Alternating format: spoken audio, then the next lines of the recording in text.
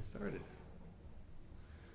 Well, Shabbat Shalom, everybody. I hope you all had a nice week. I think as I'm stuck as we were feeling last Shabbat, not really knowing what was happening in the world around us, I think we got a lot more direction this past week. I think a lot of us felt a lot less stuck, knew kind of how to direct our energies. And if you're still feeling a bit lost on how to direct your energies, I invite you to check out the Mishkon Facebook page, because Carol Felixson's been posting a lot of wonderful resources for us all this week. And as upsetting as things were 2 Shabbats ago, and then last Shabbat, just not knowing where we were at, this Shabbat, I feel so much more comfortable knowing that, right, that small violent voice is completely gone, and just this outpouring of love and peaceful protests all over. Huge protests, as we saw in Hollywood, and smaller gatherings, as we've seen all around the city and all around the country as well. I think it's just really uplifting. For myself, I was able to gather with other clergy this past Monday for a memorial for George Floyd, and be able to support them and stand in solidarity, which is, really powerful to be able to be there and to be able to hear people's stories of their own loss. So last week I thought we really need to come into Shabbat with a sense of really allowing ourselves to center. This Shabbat, I think we have the opportunity not to feel as much weight, but feel more of a sense of hope and possibility, that we can see things happening. Already Minneapolis is changing their direction, and what can we influence here in Los Angeles and elsewhere? Right, so it's no longer about feeling defeated, it's about hope. So we're going to hold on to that sense of uplift as we enter into Shabbat. We're going to start with Yedid Nefesh. We're going to sing the full version of Yedid Nefesh, the melody that we would traditionally sing at Havdalah. This idea of longing to be with our loved one, and the desire to not be kept at bay, but to be able to be reunited. I know as we're going on more than 3 months since we've seen one another, we're all longing for that sense of unification. And who knows what will happen with the resurgence of COVID that we're starting to see. But I'm longing for that connection, and I hope you are as well. But Shabbat at least gives us a chance to come together. So Yedid Nefesh. Yedid Nefesh Av HaRachaman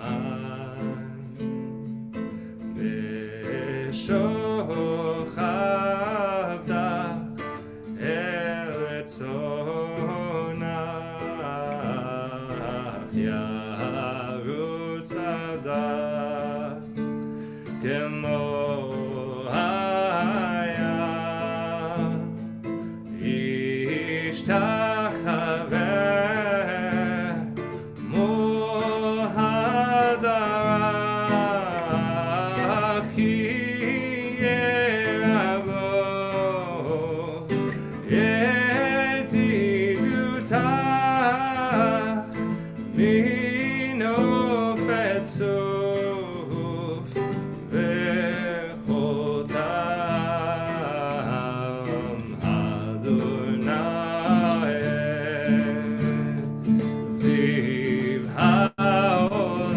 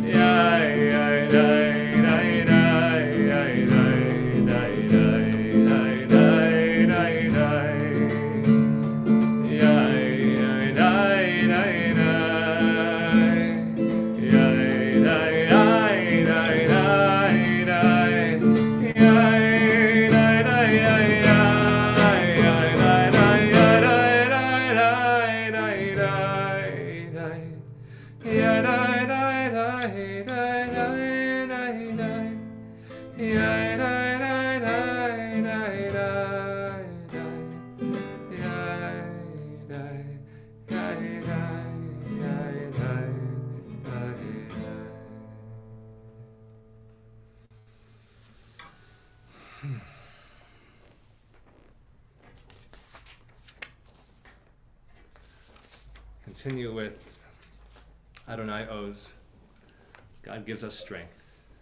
Adonai Yivarech et amo v'shalom. God will bless us with peace.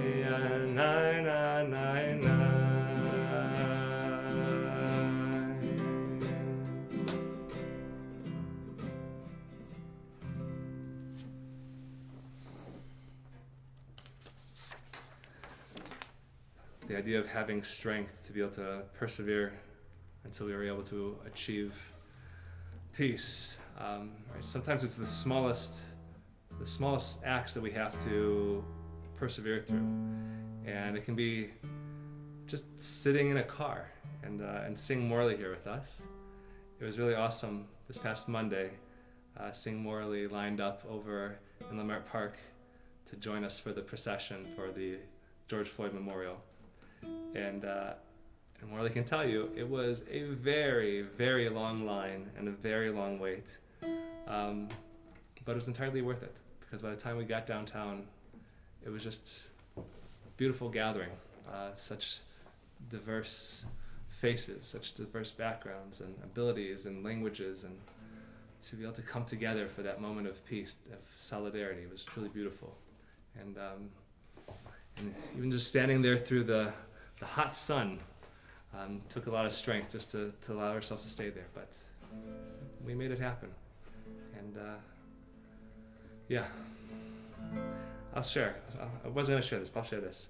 One of the reasons why I was stuck standing in the hot sun the whole time and not being able to go off to the side underneath some tree cover is because even before the memorial began, the sheriff's department showed up and they were threatening to arrest one of the organizers of the memorial. And so all of the organizers, they asked if the white clergy who were present, if they could form a human barricade to protect the organizer. So we did, and we stood there, and I stood there in the front line between all the other clergy and mourners and the sheriffs.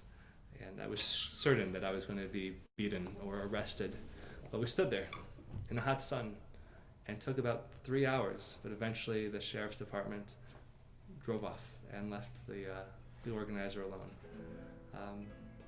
It took strength to stand there, and a lot of my colleagues actually got sunburned in the process, but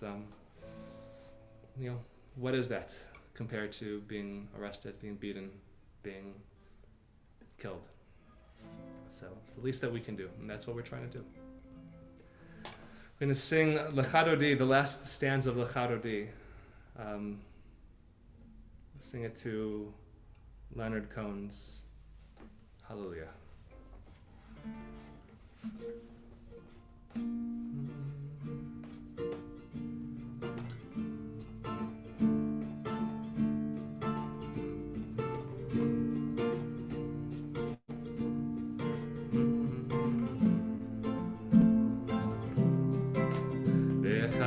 Lechadodi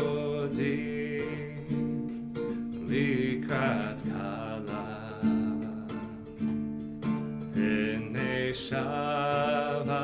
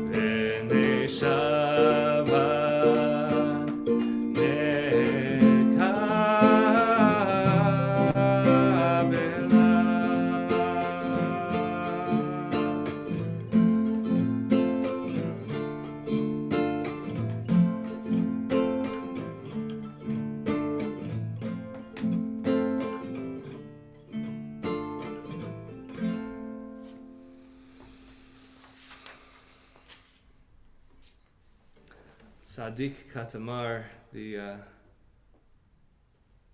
actually no, let's not do Tzaddik Katamar, let's do Magadlu. I'm going to do Magadlu. How incredible God's works are. Magadu ma'asechaya. How incredible your works are, God. Me'od amku machshavotecha.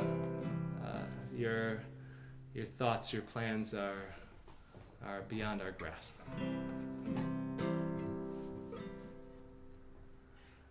Magadu ma'asechaya.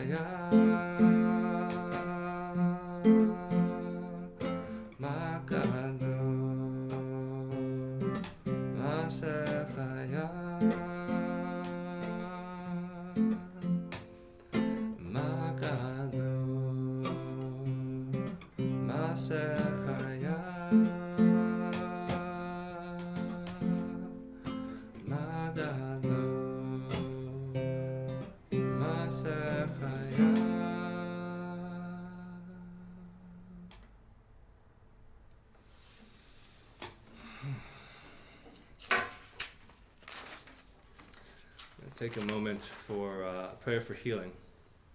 Ana Elna, which actually comes from this week's Torah portion. Actually comes from this week's Parsha. Chapter 12 of Book of Numbers. The entirety of the chapter is dealing with the story of Miriam and and Aaron and Moses when Miriam speaks ill against Moses. And she's then punished with sara'at, often translated as leprosy.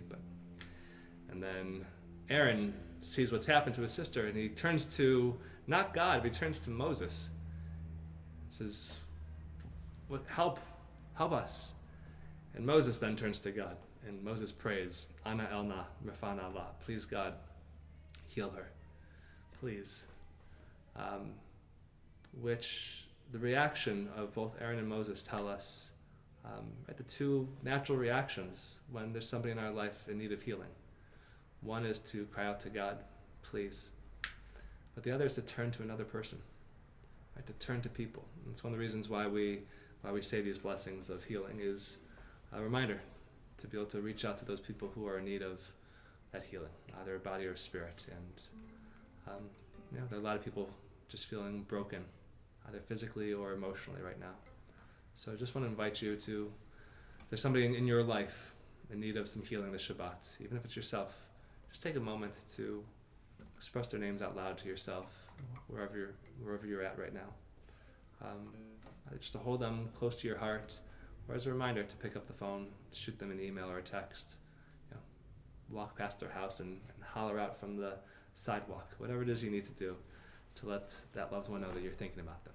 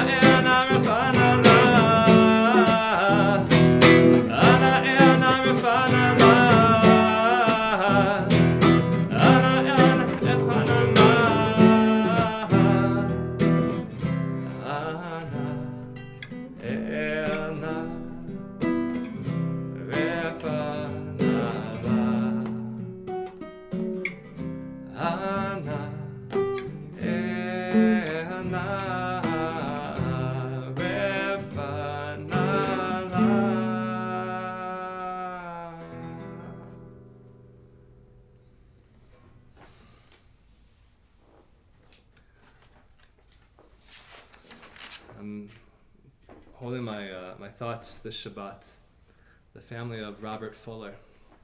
If you're not familiar with the news from this past week, Wednesday morning out in Palmdale, in a town square in a park, a young man, 25 years old, named Robert Fuller, was found hanging from a tree. And the LA County Sheriff's Department said all indicators point towards suicide. But the family and others in the community are raising a lot of questions. Didn't seem like that would actually be the case. They think it looks more like a lynching, which is incredibly disturbing if that is indeed what happened. But it's also incredibly disturbing if it was a suicide. that there are people who don't feel they have resources available to them, don't know they're there, or feel they can't afford them, or feel they're undeserving, or just are too broken to even take advantage of them.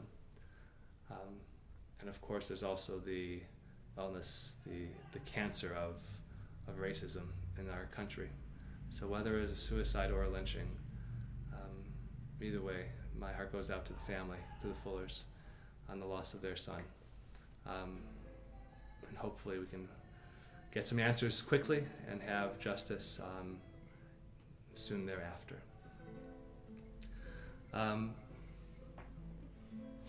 Interesting. I'm missing a couple sheets here, but that's okay. I'm going to pause. I'm share some words of Torah with everybody, and then we will sing Shalom Aleichem, and then we'll light the candles and say Kiddush.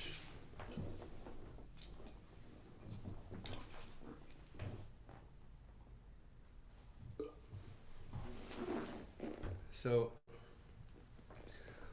towards the beginning of this week's Parsha, B'Halotcha, we read about how when the Israelites were encamped, a pillar of cloud would appear above the Mishkan at daytime.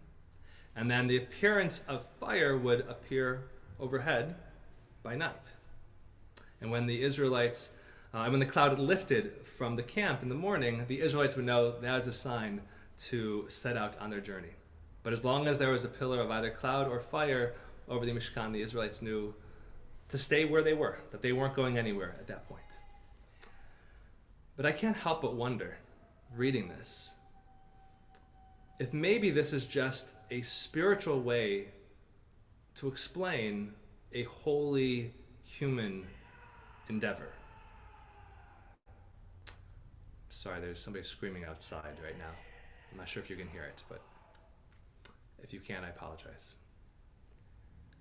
So I can't help but wondering if this is just a spiritual explanation for something just human acts. To put it another way, it seems that maybe the pillar of cloud during the day could very well have been smoke rising up from the altars, the altar of the sacrifices and then the incense altar. And then the pillar of fire at night could be the light rising up from the menorah. B'Halotcha means in your lifting up of the menorah, and when you light the menorah, so which happens at night. Right? So maybe it's just the light from the menorah shining into the sky. This is not to take away from God's glory, but it seems that this could be an example of humans attributing an event to the miraculous, when in fact, it's simply the outcome of ceaseless labor on the part of many behind-the-scenes individuals. And in this case, the Kohanim and the Levim. This is something that we do all the time, right? Glossing over the incredible struggle and effort of those who make something happen, and sometimes even attribute the results to something entirely other.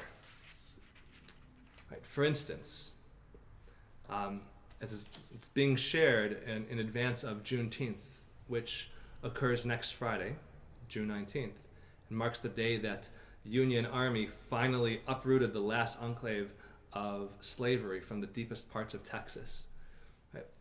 But we're starting to talk this week about how American history has been wants to attribute liberation of black slaves to Lincoln and his Emancipation Proclamation, while it completely ignores the reality that slaves had already been freeing themselves for years by then, risking death to cross Union lines, to serve as double agents against their oppressors, or to escape the South entirely and its perverted code of justice, once and for all. By uprooting the bravery of the masses and supplanting it with the glory of Lincoln, right, that does a disservice to both. And it denies us of the truth that great power lies within our own hands and not just in the hands of the anointed few. As a rabbi, I never want to diminish God's glory.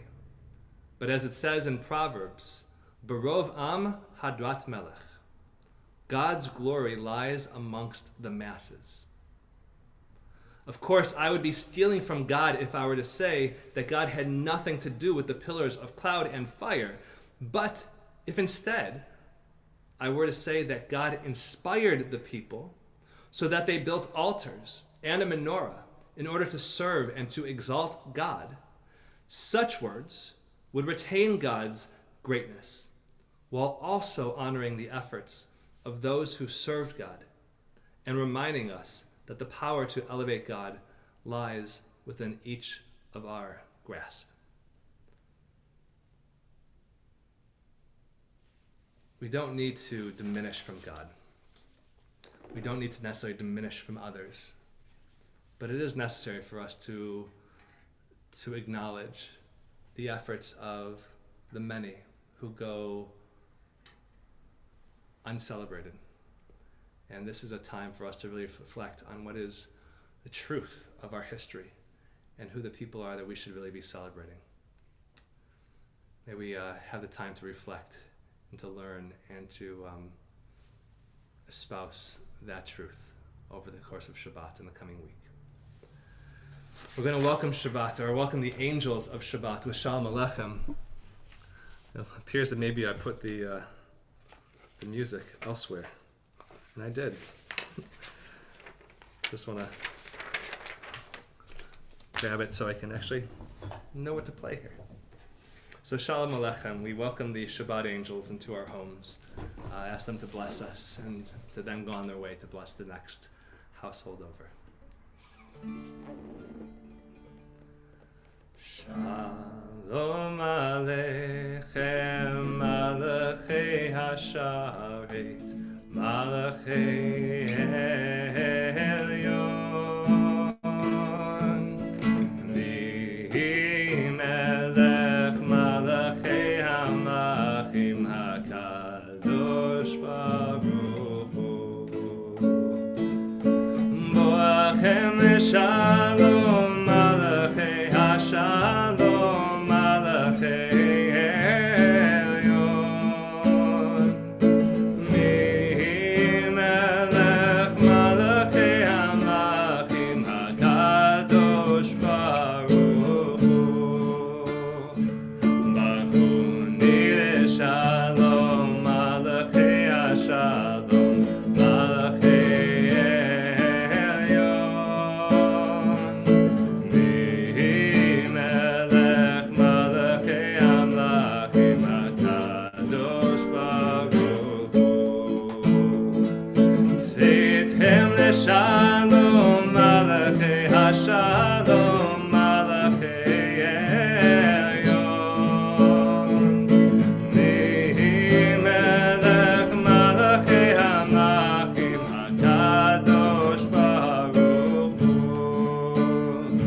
HaKadosh Baruch Hu, HaKadosh Baruch Hu. If you have your Shabbat candles, we'll light them at this time. Hopefully I have better luck than I had this morning with preschool Shabbat.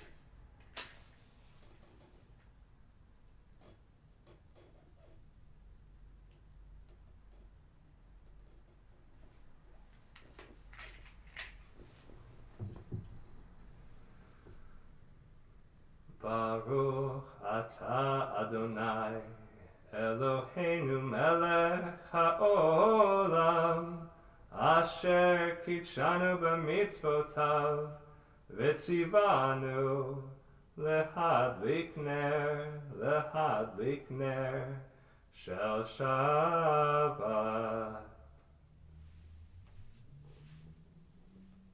And we'll say Kiddush. Vayer vayevoker yom hashishi. Vayechulu hashamayim v'haaretz v'chotzevam vayechal Elohim bayom hashvi'i melachto asher asa vayishbot bayom hashvi'i mikol melachto asher asa vayevarech Elohim et yom hashvi'i vaykadesh oto ki vo shavat mikol melachto asher bara Elohim lasot savri Baruch atah Adonai Eloheinu melech haolam borei peri hagafen. Baruch atah Adonai Eloheinu melech haolam asher kitshanu b'mitzvotav v'ratzavanu v'shabbat kodsho b'ahava uvratzon hinchilanu zikaron lema'aseh v'reshit ki hu yom techila lemikra'ei kodesh zecher letziat Mitzrayim Kivanu v'acharta v'otanu kidashta mikol amim v'shabbat kodshecha b'ahava uvratzon hinchaltanu Baruch atah Adonai mekadesh hashabbat.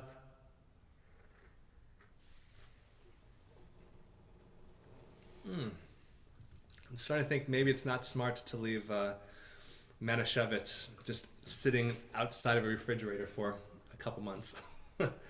Not the most pleasant taste, I guess. All right, just a few brief announcements before we close. Tomorrow morning, 10 a.m., services as usual. Tomorrow's going to be the last Shabbat morning where it's just me doing it all and pushing it out here to Facebook.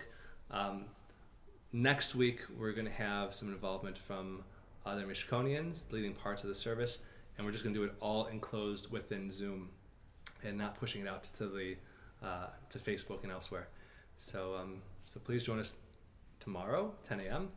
Sunday morning at 11 a.m., we have a spiritual sing-along with Jeffrey Prince.